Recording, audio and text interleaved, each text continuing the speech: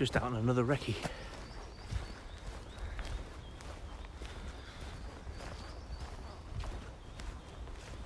It's a really misty day, it's lovely, absolutely beautiful out here. It's actually raining on the roads, but in the woods it's hitting the tree canopy and just dispersing really. So there's nobody out here. I'm in a set of woods that I know of locally to me, but I'm taking all the paths I've never taken before. So my aim on this one is literally, if I see a little track running off in one direction, not the band, you know what I mean, then I take it.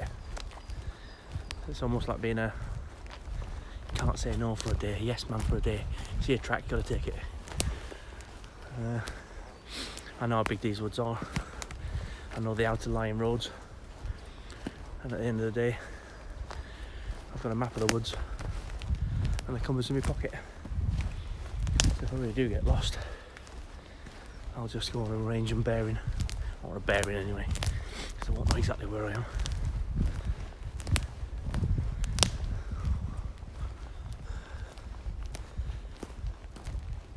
It's absolutely lovely. There's no one out here today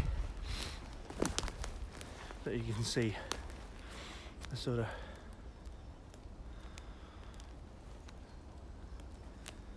the mist in the air. You probably won't be able to hear it either on camera, but it's absolutely lovely. And it means there's no bugger about.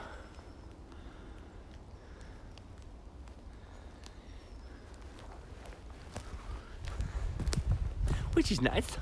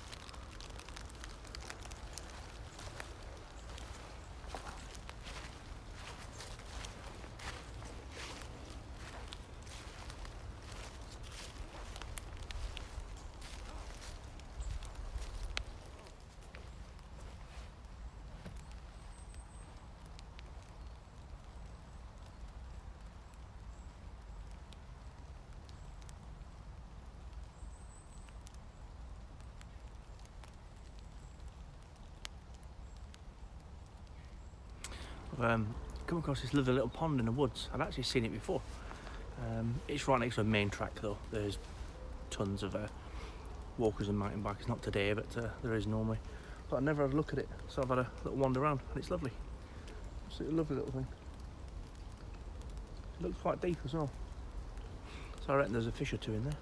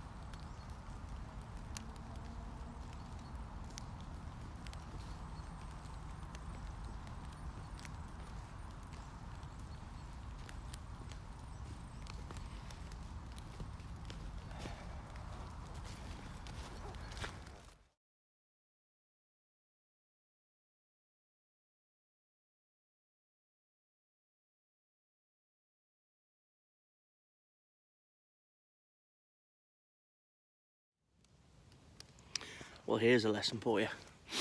A little walk in the woods. I've taken tracks that I've never been on before. As the weather's really come in, as you can probably see, it's absolutely pitch black. But what you can't see is it's fog. I can see no more than probably about maybe 80 or 90 metres, maybe 100 metres at tops at best, but it's really misty. So I thought I'd take a couple of shortcuts to make my way back to the paths and the tracks that I know. Now I've been doing this for years and years and years, and I wouldn't suggest that anyone be out anywhere like this in this weather and not knowing exactly where you are. And there's a little reason for this short clip, is make sure you always take one of these with you. It's a bog standard silver compass. Now, a lot of people would say I don't know how to map read, don't know how to I don't know how to use one. I can cover that in another YouTube video at some point. However, by knowing the local woods that you're in, and knowing, for instance, simple stuff, that you parked your car on one side of the woods and you need to make your way, say, south, back towards your car and towards all the main tracks, that's all you need. The woods you're going to be in are not going to be in the middle of Scotland, you know, hundreds and thousands of acres. You're going to be going to your local sort of places. But yeah, I just wanted to point out that it can catch you out. It caught me out to the point where I had to physically use this. Now I knew exactly where my car was in relation to what village I parked it in when I walked into the woods. So I knew I was north of that. I knew I had to head south. There's no sun. I can't do it off the clock grey method. This is always in my pocket. In fact, I don't know if you can see, it's physically lanyarded into my pocket. It's attached to this jacket 24/7 and it never leaves it. And basically all I need to do is head south. Didn't matter what track I was on, didn't matter where I was going, just head south. And funny enough, I've come across, you can't see it obviously. No, it's far too dark, hence why I'm pointing it at the sky, just so you can at least see me. I've come across the main track that I expected to see. So yeah, just a top tip. Buy yourself a compass, a decent one, not one of these wristwatch compasses things that they're not pointless, but they're not good enough. You want something that you can take a bearing off if you need to at a later date once you get more used to using it. But I just thought I'd make this little clip and stick it in to show that all these years later, I joined the army in the late 80s. It's now 2021. I still carry one of these as an ex-survival instructor, an ex-map reading instructor. I was in the army for 18 years. I still carry one, and tonight it came in useful. Yeah, there you go. Here endeth the lesson, as the preachers would say.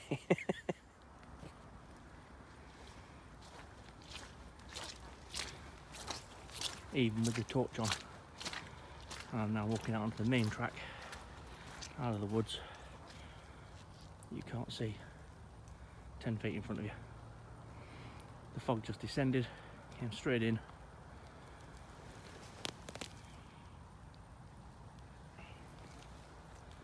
That's now looking back with the torch straight on. You can see the mist in the air. So without that compass, that could have been a longer walk than I expected. And that's the point of it. Anyway. A different sound underfoot.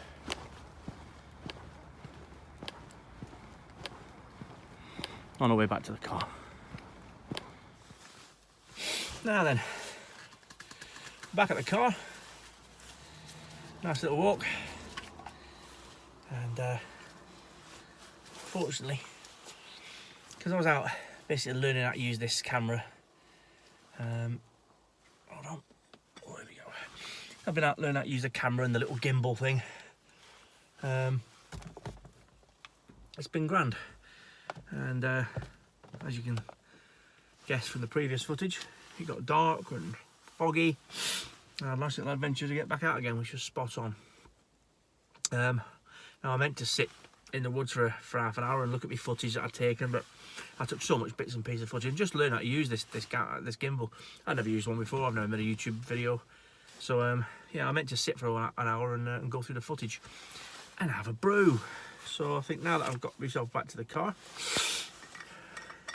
I should have a brew. Exactly what I should do. So cheers. Always take a flask.